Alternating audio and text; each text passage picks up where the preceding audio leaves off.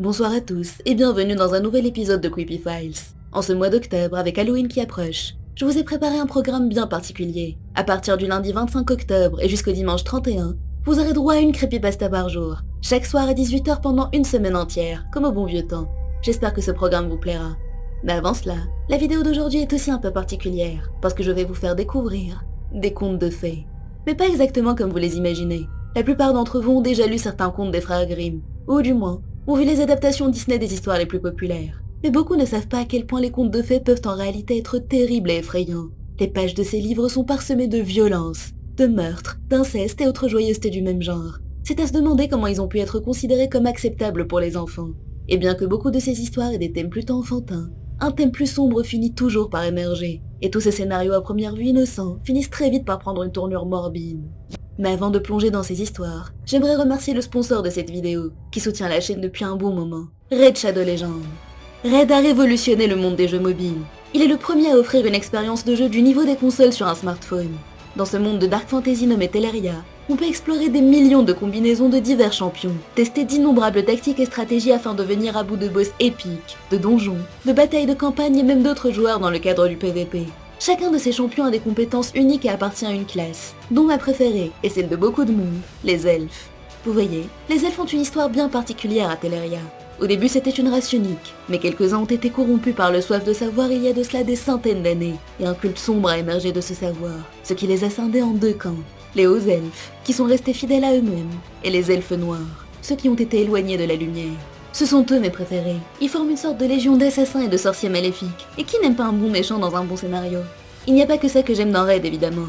Entre la diversité des champions, les donjons ultra prenants avec leurs boss terribles et le scénario bien ficelé de la campagne, il y a de quoi faire. Vous vous demandez probablement ce qu'il y a de neuf dans Raid en ce moment. Eh bien, en ce mois d'octobre, le programme est chargé d'activités et d'événements spéciaux, dont la félicitation d'Halloween vers la fin du mois. Nous parlons de grosses récompenses, de tournois contre d'autres joueurs, d'événements spéciaux fragments pour obtenir de nouveaux champions légendaires, dont un champion d'Halloween très effrayant et bien plus encore. Raid est plus gros, plus chargé et meilleur que jamais. Il y a des mises à jour géantes à venir très bientôt. Il n'y a donc jamais eu de meilleur moment pour commencer. Pour ce faire, tout ce que vous avez à faire est de cliquer sur les liens dans la description ou scanner le QR code qui s'affiche. Et si vous êtes un nouveau joueur, vous obtiendrez un champion épique appelé Konoru, 200 000 argent, un boost d'XP, une recharge d'énergie et un éclat antique. Ça vous permettra de démarrer dans les meilleures conditions avec un champion incroyable dès le début. Ces récompenses sont trouvables ici pour les 30 prochains jours seulement. Vous pourrez me trouver en jeu sous le nom d'Aenis, et si vous êtes assez rapide, vous pourrez rejoindre mon clan. Il suffit juste de cliquer sur le lien dans la description. Prêt à plonger dans ces contes de fées cauchemardesques? C'est parti!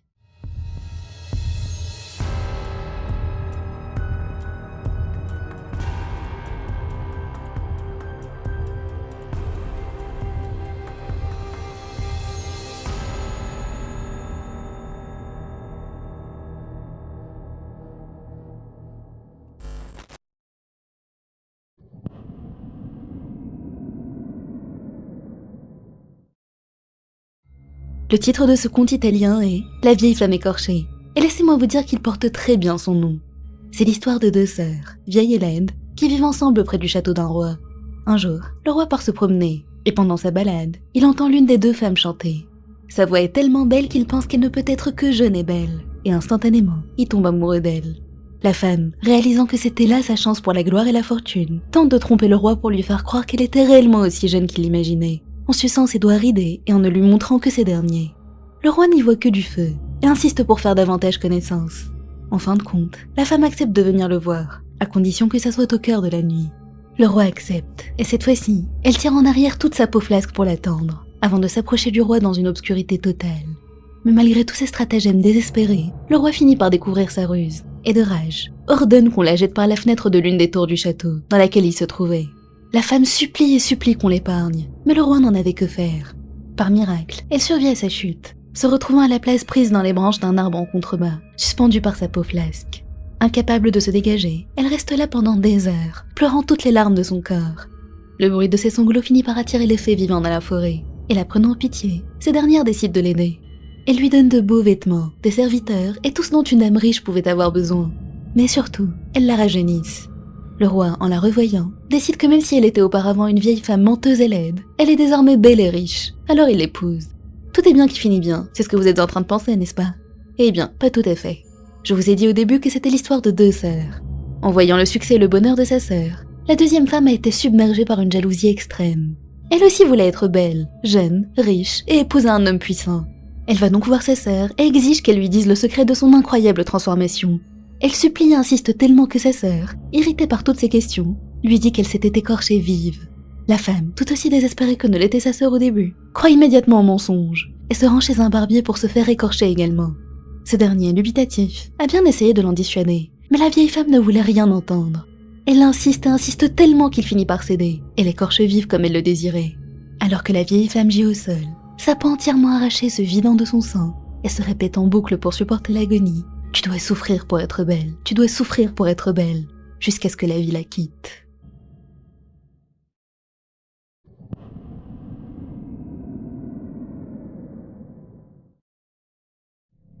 Ce conte nous vient de Russie, et il est à la fois horrible et touchant. Il se passe dans un petit village, où un homme vit avec sa femme. Ils sont heureux, paisibles et amoureux, jusqu'à ce que la femme tombe enceinte. Elle donne naissance à un fils en bonne santé, mais malheureusement, elle ne survit pas à l'accouchement. Tout le monde pleure et sombre dans le deuil et le désespoir, en particulier le mari. Il se demandait comment il allait bien pouvoir nourrir le bébé et l'élever seul sans l'aide de la mère. Il fait cependant de son mieux et fait appel à une vieille dame du village pour l'aider à s'en occuper.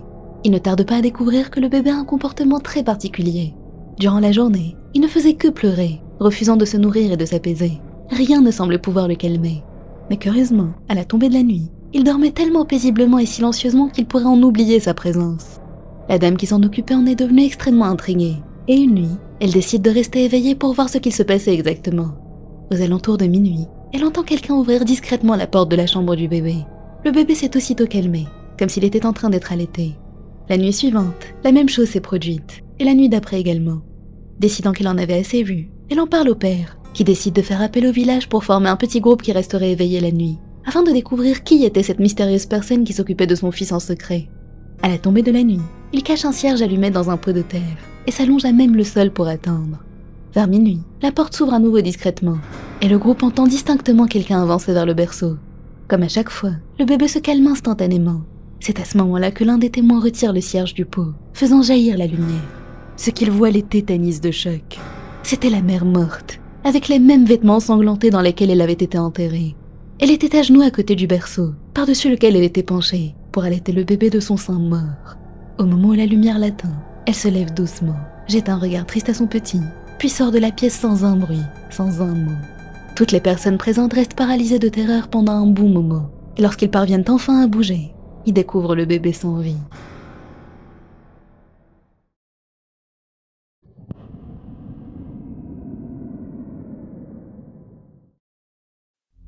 Il existe deux versions de ce conte allemand, et les deux sont tout aussi terrifiantes l'une que l'autre, chacune à sa manière. Les deux commencent de la même façon. C'est l'histoire de deux enfants, des frères, qui s'amusent à prétendre que l'un est un boucher et l'autre un cochon. Vous pouvez facilement imaginer la suite rien qu'au titre, qui résume parfaitement ce conte morbide. Le grand frère, qui joue le boucher, prend le jeu un peu trop au sérieux. Il se jette sur son frère, qui joue le cochon, et lui ouvre la gorge avec un couteau de cuisine, le tuant sur le coup. C'est ici que l'histoire diverge.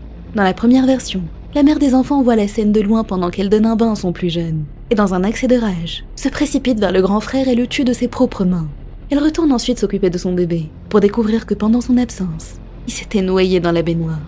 Dévastée, la mère met fin à ses jours en se pendant dans sa maison, et lorsque son mari rentre pour découvrir que tout le monde était mort et qu'il n'a plus aucune famille, il meurt de chagrin à son tour. La deuxième version est moins morbide, mais elle est franchement inquiétante. Un conseiller municipal qui passait par là au moment des faits assiste à toute la scène, et arrête le garçon pour le faire juger au tribunal. Cependant, tout le monde s'accorde à dire que ce n'était supposé être qu'un jeu. Ils sont donc incapables de déterminer si le garçon est malveillant ou non. Pour trancher, ils décident de le tester en lui présentant de l'argent et une pomme. S'il choisit l'argent, il est mauvais, et s'il choisit la pomme, il est bon. Le garçon choisit la pomme. Il rentre donc librement chez lui, sans être puni pour le meurtre de son frère.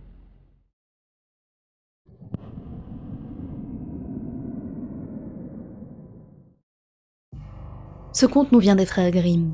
Il raconte l'histoire du fils d'un homme pauvre qui quitte le cocon familial pour faire fortune. Il trouve du travail en tant que soldat dans une guerre du roi, et pendant le conflit, il prouve sa bravoure et monte en prestige. Le roi remarque ses prouesses, et pour le féliciter, lui propose la main de sa fille. Le monarque pense qu'elle pourrait convenir au guerrier, mais elle est un peu particulière. Elle n'épousera aucun homme, si ce dernier n'est pas prêt à être enfermé dans un tombeau avec son cadavre à son décès. pour qu'il ne puisse épouser aucune autre femme et lui reste fidèle à jamais. Étonnamment, le héros de guerre accepte cet arrangement pour le moins original, et les deux se marient. Ils vécurent heureux pendant quelques années, jusqu'à ce qu'une maladie fulgurante frappe la mariée. Malgré tous leurs efforts, aucun médecin ne réussit à la soigner, et elle décède peu de temps plus tard. N'ayant aucun moyen d'échapper à son serment, le jeune homme s'emmure dans la tombe de sa défunte épouse, avec uniquement un peu de pain, un peu de vin, quelques bougies, et un corps pourrissant comme compagnie. Une fois ses maigres rations terminées, il était destiné à mourir de faim. Après quelques jours, l'homme remarque un serpent qui glisse en direction de sa bien-aimée. Ne voulant pas qu'il la dégrade davantage, l'homme le coupe en morceaux. Presque aussitôt, un autre serpent sort de sa cachette, tenant entre ses crocs 3 feuilles vertes. Il se dirige vers l'animal découpé, et miracle, ce dernier revient à la vie. En voyant de ses propres yeux la magie des feuilles à l'œuvre, il décide de s'en emparer pour les essayer sur sa femme. Et comme vous l'imaginez, sa femme est bien revenue à la vie. Mais ce n'est pas une fin heureuse pour autant. La jeune femme s'est rendue compte qu'elle avait perdu son amour pour son mari, comme si la mort l'avait effacé de son cœur. Et pendant un voyage en bateau que le couple a fait, elle est tombée amoureuse du capitaine du navire. Ce dernier, avec l'aide de l'épouse infidèle, a jeté l'homme dans l'océan, le tuant. Heureusement, il avait encore les feuilles qui avaient ramené sa femme à la vie, et avec l'aide de son servant, il a également pu ressusciter. Le cœur brisé et fou de rage, il traque sa meurtrière de femme et raconte toute l'histoire au vieux roi. Dégoûté par la traîtrise de sa fille, il la condamne, elle et son amant, à monter dans un navire plein de trous pour couler au fond de l'océan et se noyer.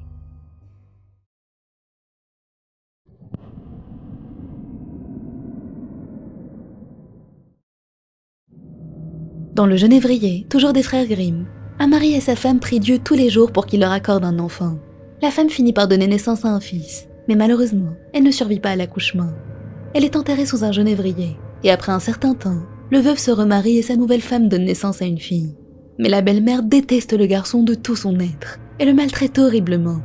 Un jour, elle lui dit qu'il peut aller chercher une pomme dans un coffre pour la manger, et lorsqu'il se penche pour en prendre une, elle claque violemment le couvercle, le décapitant net.